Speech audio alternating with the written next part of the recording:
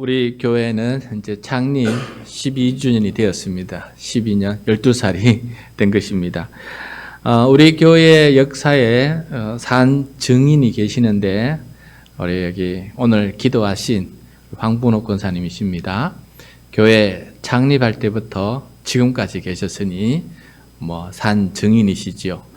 또 우리 교회에서 권사로 안수를 받으시고, 또 권사로 은퇴하시고, 그리고 또 지금까지 그 자리를 지켜주시고 계셔서 참 항종직답다라는 생각을 하게 됩니다. 그래서 하나님께서 함께 하시고 하늘의 상급이 넘치기를 축복합니다. 네. 이거 성령 받지 못하면 못합니다. 어떻게 이렇게 할 수 있느냐? 한 교회를 창립부터 지금까지 또 그 직분을 받으면서, 그러니까 직분의 은사도 받으시고 섬김의 은사도 받으셔서 일을 하시는데, 그 어떻게 가능하느냐? 사람의 욕심으로는 못합니다. 별의별 소리를 다 듣기 때문에 사람의 욕심으로는 못해요. 그런데 성령님께서 주시는 은사가 있기 때문에, 은혜가 있기 때문에 그거 할 수 있는 것을 우리가 깨닫게 됩니다. 그래서 앞으로도 우리 성령님께서 함께 하시고, 또 우리 모든 성도들에게도 주의 성령님께서 함께 하시기를 간절히 축복합니다. 성령이 교회를 탄생시켰어요. 성령이 임하셨기 때문에, 성령님께서 권능을 주셨기 때문에, 또 성령이 충만한 사람들이 있었기 때문에 교회가 탄생하게 된 것입니다. 그래서 교회는 성령의 말씀에 귀를 기울이고 순종하는 역사임과 동시에, 교회는 때로는 또 성령을 거스르고 자기 욕심과 욕망대로 사는 역사가 함께 섞여져 있는 것이 바로 교회의 역사입니다. 그래서 교회 가운데 결국은 성령님을 따르는 사람이 있을 때 그 교회는 하나님께서 지켜주시고, 사탄 마귀를 따르는 성도들이 많을 때에는 그 교회는 위태롭게 되는 것입니다.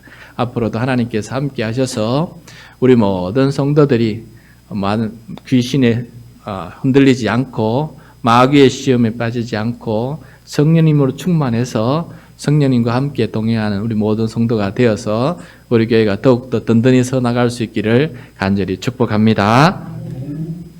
여러분, 성령님께서 임하셨던 마가의 다락방에 최초의 교회가 생겼지요.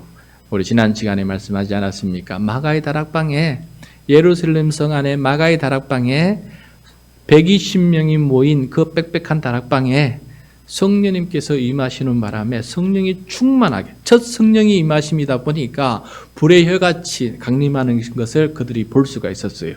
그리고 그들이 은사를 받았어요.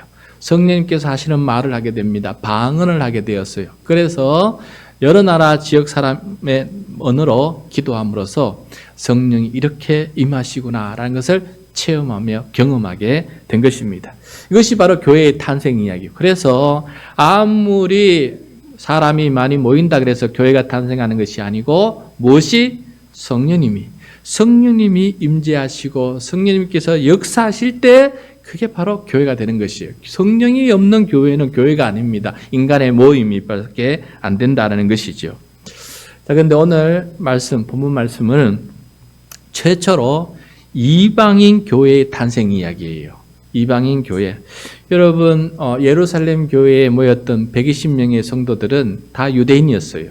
예수님도 유대인이었고, 예수님의 제자들도 유대인이었고, 그 마가의 다락방에 모인 모든 사람들은 다 유대인이었어요. 그래서 예루살렘 교회가 첫 교회이긴 한데 유대인의 교회였어요. 그런데 성경 읽다 보면 그 다음 구절 넘어오니까 이게 웬일입니까? 마가의 다락방이 아니라 고넬료라고 하는 사람의 다락방에, 그 다락방은 전부 다 이방인이 모였어요. 유대인이 아닌 이방인들이 다 모였어요. 그런데 그 다락방에도 성령님께서 임하심으로 말미암아 방언이 터지고, 그다음에 성령의 역사하심이 넘쳐서 최초의 이방인들로만 구성된 교회가 처음 세워지게 된 것이에요. 그런데 여러분, 우리는 유대인입니까? 이방인입니까? 우리는 유대인이 아닙니다. 우리는 이방인입니다. 유대인 입장에서 보면은 유대인 아닌 사람은 전부 다 이방인이에요. 그래서 우리는 그들의 눈에 보면은 우리는 이방인이에요. 근데 이방인인데 우리 교회는 이방인의 교회다. 그들의 입장에서 보면은. 그런데 우리 이방인들의 교회, 첫 교회는 어느 교회냐? 놀랍게도 오늘 말씀을 묵상하면서 저도 새롭게 깨닫게 되었어요. 말씀을 묵상하다 보니까 눈에 보였어요. 어떻게 해요?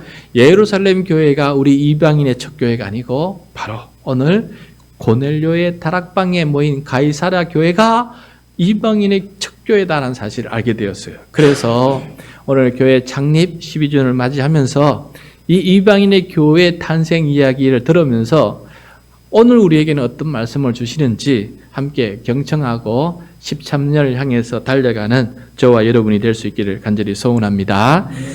자, 그럼 고넬료는 어떤 사람이냐? 고넬료라는 이 이방인은 어떤 사람이냐? 오늘 말씀 앞에 있는데 10장 1절과 2절이에요. 10장 1절 2절 우리 고넬료 어떤 사람인지 함께 보겠습니다. 시작. 가이사라에 고넬료라 하는 사람이 있으니 이달리아 부대라 하는 군대의 백부장이라.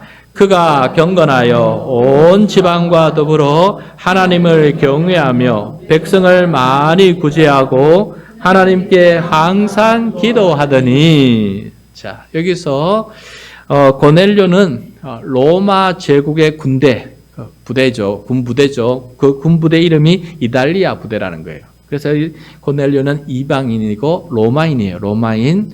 근데 이 사람은 또 군대의 백부장이다. 지휘관이에요. 그 밑에 스라에 100명의 군사를 거느리는 그런 부대장입니다. 그러니까 100명 정도 되면은 중대장, 본부 중대장 이상 되는 그런 사람이 됩니다. 굉장히 큰 지휘관이지요. 그는 원래 로마인들은 우상을 숭배하고 로마 황제를 숭배하는 우상을 숭배하는 그런 사람들입니다. 그런데 놀랍게도 이 고넬료는 로마인이고 로마의 군대의 백부장인데도 불구하고 로마의 우상을 버리고 어느 유대인의 전도를 받은 것 같아요. 그래서 유대인은 되지 못하지만은 유대교로 개종하게 되었어요. 그래서 유대교로 개종해서 하나님을 섬기는 사람, 하나님을 경외하는 사람, 항상 하나님께 기도하는 사람이 되었어요. 기도하는 사람. 그리고 하나님께만 그렇게 귀하게 섬기는 사람이 아니고 많은 사람들에게 구제하는, 가난하고 힘든 사람들을 구제하는 그런 삶을 살아가는, 하나님께도 칭찬받고 또 이웃에게도 칭찬받는 그런 이방인 로마 군대장이었다라는 것입니다. 그런데 그가 하나님을 이렇게 믿고 있었어요. 이런 이 사람을 하나님께서 선택하셨어요. 이런 하나님을 하나님께서 선택하셔서 최초로 이제 이방인 유대교인 중에 처음으로 예수 그리스도를 영접하는 일에 하나님께 부르심을 받았다. 그것도 자기만 부름받은 게 아닙니다. 이 고넬료는 자기만 유대교로 개종한 것이 아니고 자기 집안 온 식구들을 다 유대교로 개종시킨 사람이에요. 그 다음에 자기 친지들을 다 개종시킨 사람이에요. 그 다음에 자기 친구들을 다 개종시킨 사람이에요. 그래서 이 마가의 다락방에는 여러 사람이 모여 있었어요. 자기 가족, 자기 친지, 자기 친구들이 다 모여 있는 거예요. 그러니까 이 사람이 얼마나 또 신앙적으로도 이웃에게 또 친구들에게 영향력이 있었느냐라는 것을 깨닫게 돼요. 그렇게 하루는 얘가 항상 기도하는 사람이다 보니 유대인의 기도 습관을 따라서 하루에 3번 기도하는 그런 사람이었습니다. 기도하는데 어느 날 갑자기 기도 가운데 환상을 보게 돼요. 여러분 성경 읽다 보면 대부분 하나님께서 기도할 때 기도 들으셨다라고 하는데 뜻밖의 천사가 나타나거나 환상을 볼 때가 있어요. 이거는 어떤 상황이냐? 기존의 상황으로는 도저히 이해할 수 없을 때, 아무리 자기 지식을 참 동원해도 기도해도 알아듣지 못하는 하나님의 계획이 선포되거나 새로운 깨달음이 주어질 때에는 하나님께서 이렇게 극적인 방법을 사용하실 때가 있어요. 그래서 고넬료가 기도할 때 하나님께서 환상을 보여주시고 그 환상 속에서 하나님의 사자 천사를 보내셔서 명령합니다. 고넬료야, 너는 베드로, 예수님의 12제자 중 수제자인 베드로를 청해서 말씀을 들어라 라는 그런 말씀을 듣게 돼요. 그래서 이 베드로가 사람을 보내어서 이 베드로가 있는 곳을 찾아가서 베드로를 좀 오게 하끔 이렇게 초청을 하도록 사람을 보내게 되었어요. 자, 이 사람이 가는 도중에 길이가 머니까 그 다음날 바로 그 다음날이에요.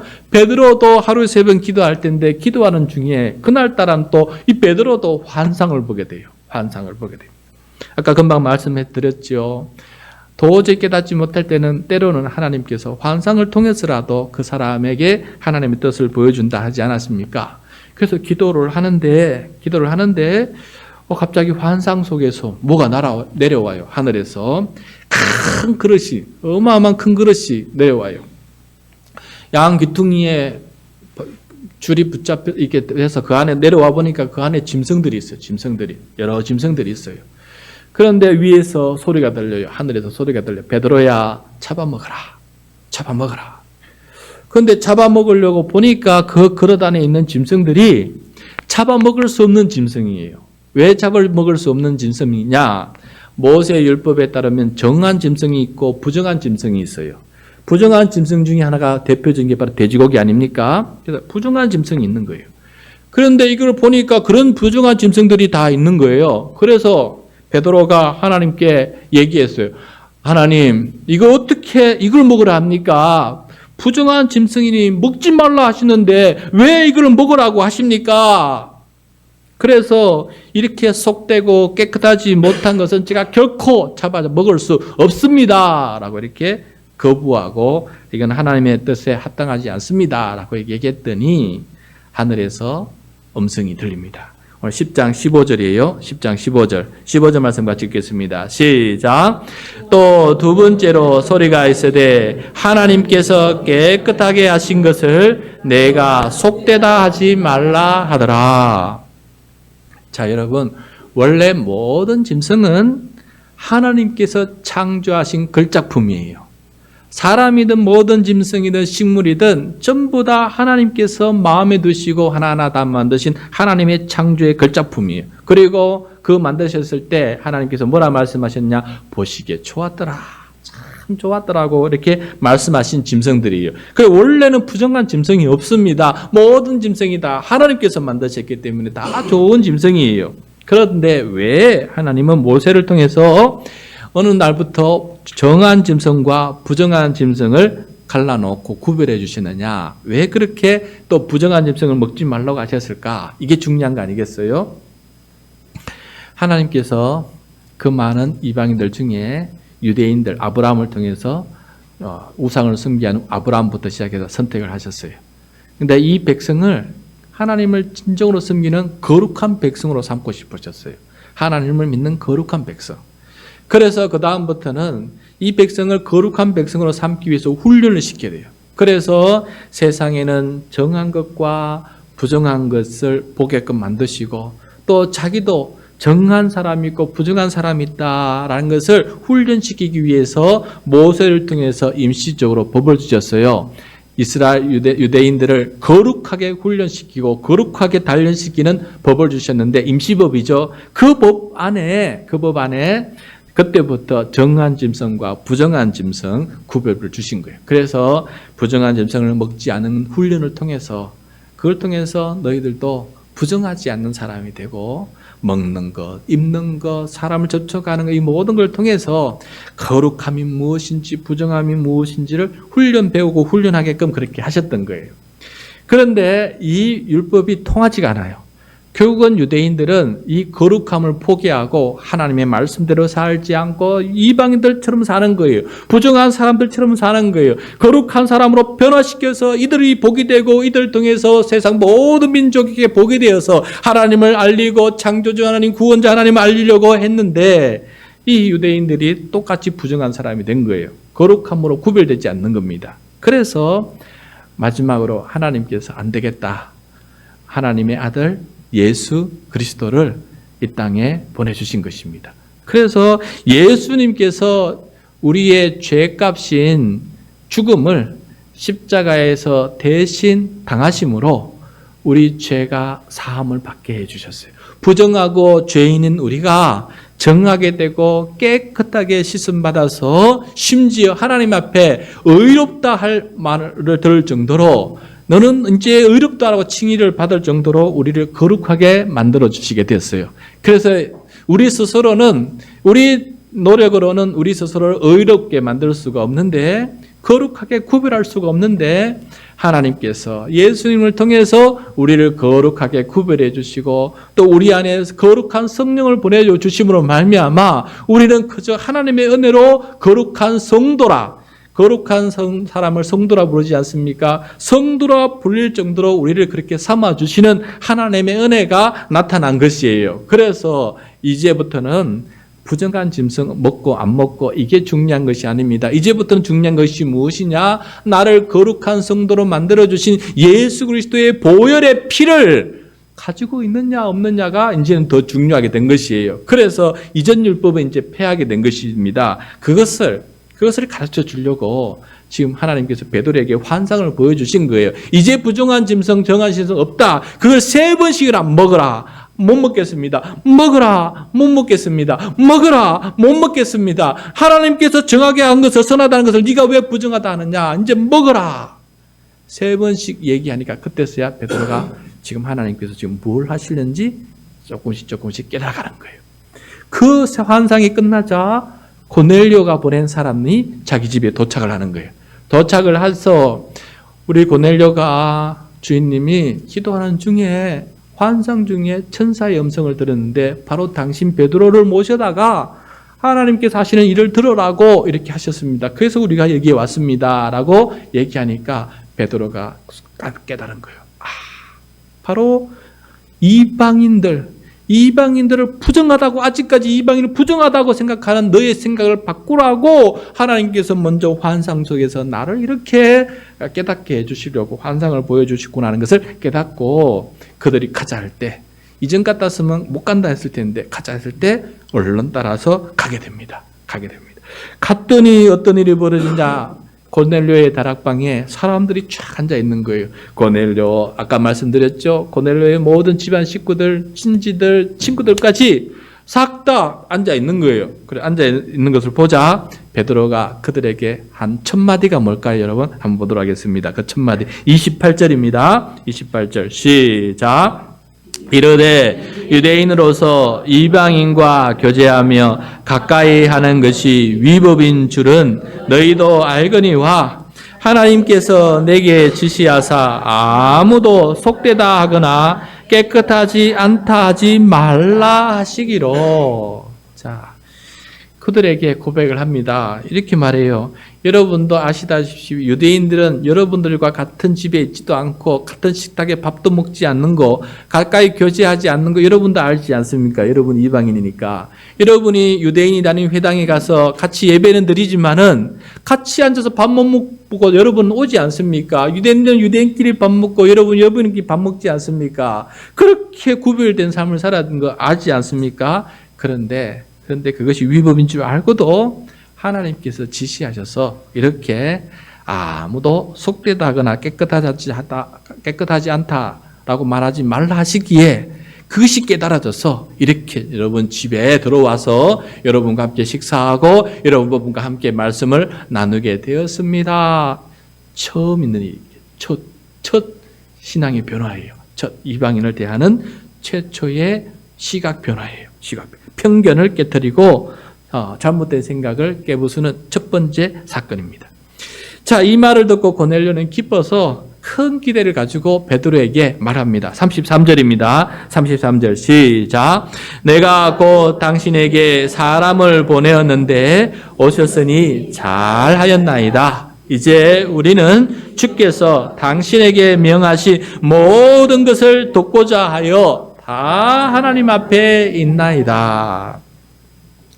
자, 예수님께서 베드로 당신에게 명하신 모든 것 이 시간 우리 듣고 싶다.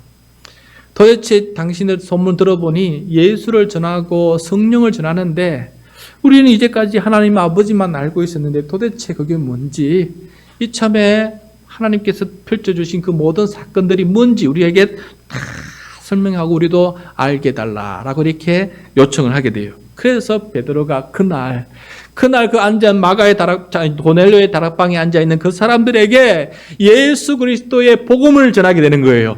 이 이방인들에게 예수 그리스도의 복음을 전하게 되고 성령님께서 선물로 주신다는 것을 그날 설교를 하게 됩니다. 오늘 말씀 34절부터 43절까지 34절부터 43절까지가 바로 그날 베드로가 설교한 복음 설교를 요약한 거예요. 요약한 것이 바로 34절부터 43절인데 그 중에 중요한 것만 제가 세 가지만 함께 살펴보겠습니다. 첫째, 복음이란 예수님의 죽음과 부활의 소식이 복음이에요. 여러분 뭐라고요? 복음이란 예수님의 죽음과 부활이 복음이에요. 왜 그게 복음인지 알아야 됩니다. 그것이 바로 기독교인이에요. 그게 왜 예수님의 죽음과 부활이 왜 복음인지 모르면은 아직 기독교의 복음을 제대로 알지 못하는 사람이에요.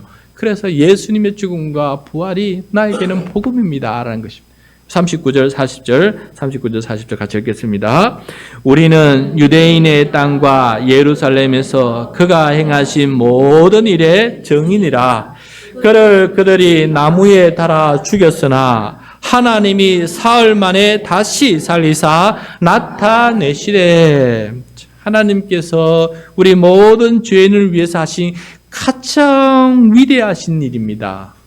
바로 하나님의 아들 예수님을 이 땅에 보내셨고 십자가에 못 박혀 죽게 하셨고 3일 만에 죽은 자 가운데서 다시 살리셨고 이제는 하나님 보좌 우편에 앉으신 이 일이 하나님께서 이 모든 죄인을 구원하시기 위해서 행하신 가장 위대하신 일이다라는 것이에요. 그래서 우리는 이 예수님의 죽음과 부활을 우리에게는 큰 기쁨의 소식이다라는 것을 말씀해 주고 있습니다. 그러면 이 예수님의 죽음과 부활이 왜 우리 모든 죄인에게 가장 위대한 일이고 가장 기쁜 소식이냐라는 것입니다. 여러분 복음이란 둘째, 예수님께서 바로 그 예수님께서 모든 사람들의 재판장이 되신다라는 사실이에요. 그 예수님이 바로 우리 모든 사람, 죽는 모든 사람, 살아있는 모든 사람의 재판장이 되신다는 것입니다. 이게 바로 복음이에요. 42절입니다. 42절 시작. 우리에게 명하사 백성에게 전도하되 하나님이 살아있는 자와 죽은 자의 재판장으로 정하신 자가 곧 이 사람인 것을 증언하게 하셨고, 하나님이 살아있는 자와 죽은 자의 재판장으로 누구를 삼으셨다는 거예요? 자, 우리 지난주일에 재판장은 누구라 그랬습니까? 판사는 누구라 그랬습니까? 하나님이라 그러셨죠? 그리고 변호사는 누구라 그랬습니까? 예수님과 성령님이라 그러셨죠. 그런데 오늘 말씀에 또 뭐라고 말씀하십니까? 변호사가 예수님이신데 심지어 재판장까지 누구에게 위임하셨다는 거예요? 예수님에게 위임하셨다는 거예요. 하늘 법정에서 심판대 앞에 재판장도 예수님이시고 변호사도 예수님이세요. 우리를 고발하는 검사는 사탄이에요. 자, 여기서 예수님을 모르고 재판정에 들어가면 되겠습니까? 안 되겠습니까? 여러분, 종말에 올 때에는 그때까지 살아있는 사람은 바로 산채로 심판을 받게 되죠. 이미 죽은 자는 죽는 즉시 심판을 받게 돼요. 죽은 자는 죽어서 심판을 받아서 낙원에 살게 돼요. 낙원에서 살다가 마지막 종말에 천국이 완성이 되면은 산자의 눈에도 이미 죽은 자들이 나타나게 돼요. 그래서 모두가 다 예수와 함께 나타나서 산자와 죽은 자가 함께 어우러져서 새하늘과 새 땅이 이루어지게 되는 것입니다. 그런데 지금 누구든지 죽으면 하나님 앞에 서게 되는데 그 재판장이 누구시냐? 예수님이시다. 그러면은 재판을 할 때 무엇을 재판합니까? 죄가 있느냐 없느냐라고 재판하는 거 아닙니까? 그런데 우리는 모두가 죄인이에요. 우리 모두가 어떤 죄인입니까? 여러분, 단순히 내가 옆에 사람한테 거짓말하고 옆에 사람 돈 떼어먹었다 해서 거짓말하는 게 아니에요. 그건 부차적인 죄예요. 근본적인 죄가 무엇입니까? 나를 창조하시고 나를 구원하시는 하나님을 모르고 산 게 근본적인 원죄예요. 그게 모든 죄의 뿌리예요. 여러분, 우리를 낳아주신 부모님이 계세요. 부모님 없이 우리가 이 땅에 태어나지 않습니다. 그런데 그 부모를 무시하고 그 부모는 이 땅에 없다 그러고 내가 혼자 살게 되었다 그러고 내 마음대로 살까 그러고 부모는 있는 동안한테 등지고 살아가는 그 자식은 호로 자식 아니겠습니까? 그게 불효 자식이 아니겠어요? 그것처럼 우리의 근본 죄가 무엇이냐? 단순히 나는 법 없이도 산다는 사람 많아요. 그래요. 법 없이도 살 수가 있어요. 그렇게 착한 사람이 있을 수가 있어요. 그런데 그 사람이 근본적으로 짓는 죄가 무엇입니까? 이 우주 만물을 창조하시고 만물을 살아있는 것과 죽은 모든 것을 창조하신 창조주 하나님 아버지, 하늘에 계신 아버지를 모르는 게 근본적인 죄예요. 이 세상에 돌아가는 것을 바라보면서도 하나님을, 창조자 하나님을 모르고 내가 주인 되어서 살아간 그게 바로 근본적인 죄라는 것이에요. 그 하나님 앞에 서게 돼요. 갑자기 죽게 되어서. 하나님, 내가 주인처럼 살았는데 앞에 하나님 앞에 딱 서다 보니까 그때서야 당황하게 됩니다. 이 세상을 만드신 하나님이 계시고 이 세상 많은 죄인들을, 하나님을 등진 사람을, 그 죄를 용서해 주셨던 예수님이 계셨구나라는 것을 그때서야 깨닫게 되는데 늦은 거지요. 그때 예수님은 우리를 변호해 주십니다. 그때 정죄를 하기 전에 이 사람은 내가 이 사람의 죄를 대신 짊어졌어요. 죄값을 내가 대신 당했어요. 어떻게? 십자가에서 이 사람이 받아야 될 이 영혼의 심판을 내가 대신 받았습니다. 고로 이 사람은 지금 정죄할 것이 남아있지 않습니다. 라고 예수님께서 변호하셔요. 그 얘기를 듣던 예수님께서도 심판자가 되셔서 맞다 하고 무죄 방면을 하게 돼요. 그런데 그 죄가 그대로 남아있는 사람은 구속되지 않습니까? 그게 바로 지옥이라는 거예요. 거기서 형벌을 받는 것입니다. 그래서 예수 그리스도가 십자가에 달려 죽으시고 부활하신 그 예수 그리스도가 바로 재판장이다라는 게 지금 우리에게는 복음인 거예요. 그래서 지금 그것을 설명해 주고 있는 거 아니겠습니까? 그 다음에 복음이란 셋째, 예수님을 믿는 사람은 죄사함을 받는다. 지금 즉시 죄사함을 받는다는 게 복음이에요. 43절입니다. 43절 시작. 그에 대하여 모든 선지자도 정언하되 그를 믿는 사람들이 다 그의 이름을 힘입어 죄사함을 받는다 하였느니라. 예수님을 믿는 사람은 누구의 힘을 입어 죄사함을 받습니까? 예수님의 이름에 힘입어서 죄사함을 받습니다.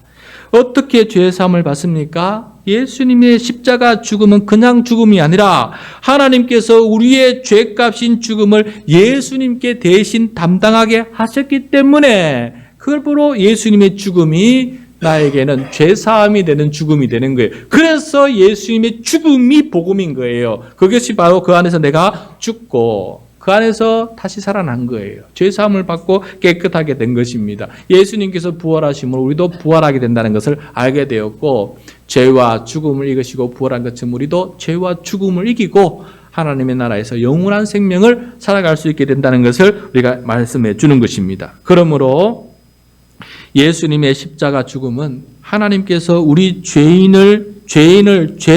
그 죄인의 죄를 사해 주시고 거룩한 성도로 구별하기 위해 하나님께서 마지막으로 선택하신 가장 위대한 방법이다. 가장 효과적인 방법이다. 가장 영원한 방법이요. 가장 사랑과 긍휼이 큰 방법이요. 죄인 스스로 죄사함을 받을 방법이 없는데 하나님께서 만들어주신 죄사함을 받는 방법이다. 라는 것을 우리가 꼭 명심할 수 있기를 바랍니다. 이게 믿겨지고 마음에 와닿아서 감사합니다라는 그런 감격이 있어야 되는데 대부분의 사람들은 이걸 들으면은 감격을 하는 사람이 있고 감격하지 않는 사람이 있어요. 저는 처음에 부흥회 때 첫 설교 들었을 때 이게 너무 감격이 되어가지고 내가 스스로 두 번째 부흥회도 가고 세 번째 부흥회 전날 가서 말씀을 듣고 내가 예수님을 알게 되어서 내가 스스로 나가서 물론 스스로가 아니죠. 성령님께서 이끄셨지만은 내가 교회에 등록하고 그때부터 신앙생활을 열심히 하고 2년 만에 내가 목사까지 되려고 그렇게 했던 사람이 있는가 하면은 아무리 이걸 들어도 그런 거하고 나하고 무슨 상관이 있냐? 아무런 감동도 없고 아무런 효과도 없고 이 복음이 나에게는 복음이 아니고 그저 흘러가는 풍문이 되는 거예요.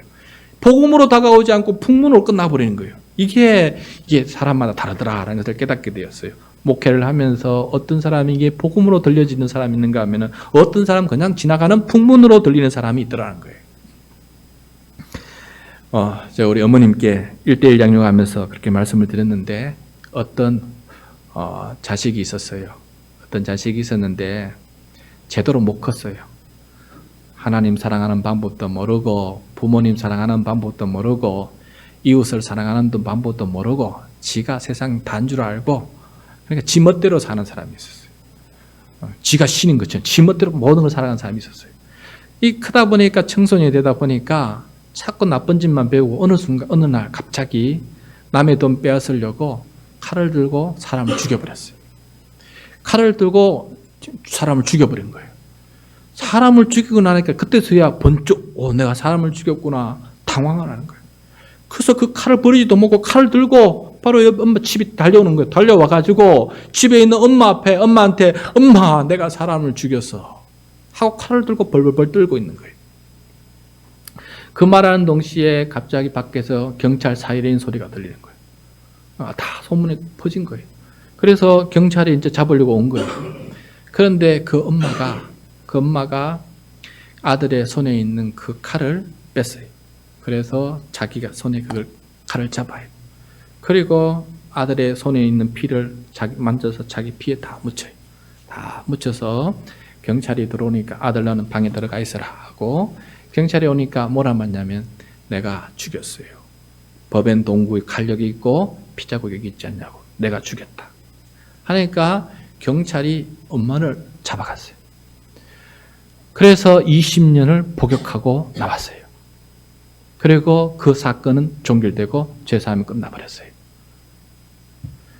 내가 죽어 마땅한 거예요. 내가 죽어 마땅한 이 죽음을 누가 대신 당하신 것입니까? 예수님께서 대신 당하셨어요. 고로 끝나버렸어요. 그것이.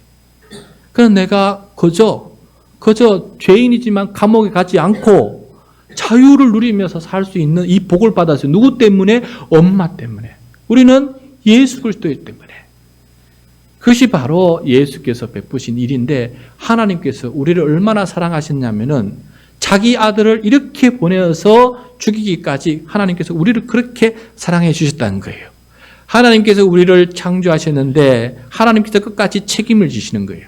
우리가 자식을 낳으면은 못해도 내 자식이니까 끝까지 책임지는 게 부모 아닙니까? 아무리 못 살고 못하도 어느 날 갑자기 전화 오면은 이 자식이 여기 형무소에 있습니다. 그러면 부모는 찾아가는 게 이 부모의 노력 아니겠습니까? 그것처럼 하나님께서 창조하신 이 사람이기 때문에 하나님께서 끝까지 책임을 지시는 거예요. 그래서 자기 아들 예수 그리스도를 이 땅에 보내셔서 자기 아들을 죽이심으로 우리를 구원하시고 우리를 하나님의 자녀로 다시 삼으시는 이 놀라운 일을 베풀어 주셨다라는 것입니다. 이 이야기를 아마 베드로가 얼마나 성령 충만하게 알아듣기 쉽게 감격이 되게 설교했겠어요. 그날 그 고넬료의 다락방에 베드로가 이 예수 그리스도 십자가에 못 박히신 이 예수 그리스도 3년 동안 따라다녔던 그 예수 그리스도 부활하신 그 예수 그리스도를 그들에게 전하게 되자 이 복음이 그들이 듣고 그 복음을 듣고 예수를 믿게 되었고 예수님으로 이름으로 회개를 하자 죄사함의 역사가 나타나는 거예요. 죄사함의 역사가 나타나자 성령의 선물이 그곳에 나타나게 된 거예요. 성령이 임하시게 되는 것입니다. 44절, 45절입니다. 44절, 45절 시작. 베드로가 이 말을 할 때에 성령이 말씀 듣는 모든 사람에게 내려오시니 베드로와 함께 온 할례 받은 신자들이 이방인들에게도 성령 부어 주심으로 말미암아 놀라니. 46절 말씀에 따르면 이방인들도 성령의 은사인 방언을 했다라고 말하고 있습니다. 마가의 다락방에 일어난 놀라운 일이 그대로 똑같이 고넬료의 다락방에서도 지금 일어나고 있다라고 증언하고 있습니다. 유대인 베드로가 마가의 다락방에서 성령 세례를 받은 것처럼 이방인 고넬료와 이방인들이 자기 다락방에서 지금 성령의 세례를 받고 있는 것입니다. 그렇게 해서 가이사라에 있는 이방인의 교회, 가이사라 교회가 이렇게 탄생하게 되었다라는 것입니다. 교회 여러분, 우리 이 교회 예배당이 바로 고넬료의 다락방과 같은 그런 예배당이 될 수 있기를 간절히 소원합니다. 이곳에 오는 사람마다 예수 그리스도의 복음을 듣고 죄사함을 받고 하나님의 자녀로 거듭나고 성령의 선물을 받음으로 하나님의 역사가 일어나는 고넬료의 다락방과 같은 그런 예배당이 될 수 있기를 간절히 소원합니다. 그렇게 되기 위해서 우리는 고넬료 같은 사람, 베드로 같은 사람이 되어야 된다라는 것을 오늘 말씀을 통해서 깨닫게 됩니다. 여러분, 고넬료는 이방인이었고 로마인이었고 군대의 백부장인, 지위를 가진 사람이 있고 권력과 부를 가진 사람이었습니다. 하나님이 굳이 필요 없는 사람이었어요. 자기 혼자 살아도 뚱뚱하게 평안하게 얼마든지 살아갈 수 있는 사람이었어요. 괜히 하나님 믿는 게 귀찮고 번거로울 수 있고 그래서 종교를 멀리하고 살아갈 수 있는 사람이었어요. 그런데 그는 유대인의 종교인 유대교로 개종하며 살아갈 만큼 자기를 초월하는 능력을 가지고 있었어요. 자기 우물에 갇혀가는 사람이 아니라 자기를 넘어서 자기를 초월할 수 있는 능력을 가지고 있었어요. 그래서 자기 넘어 하나님을 볼 수 있는 그런 능력이 있었고 자기를 넘어 이웃을 바라볼 수 있는 능력이 있었어요. 자기 초월의 능력을 가리켜서 기독교에서 그걸 영성이라 그래요. 영성. 영성 깊다라는 말은 자기 초월의 능력을 가진 사람. 믿음이 깊다라는 사람은 자기 초월의 능력을 가진 사람이 믿음이 깊다라는 것이에요. 자기의 울타리에서 벗어나서 하나님을 바라볼 수 있는 능력, 자기의 울타리에서 벗어나서 이웃을 바라볼 수 있는 능력을 가질 때 그 사람의 믿음이 크다, 그 사람의 영성이 깊다라는 것을 말씀해 주고 있어요.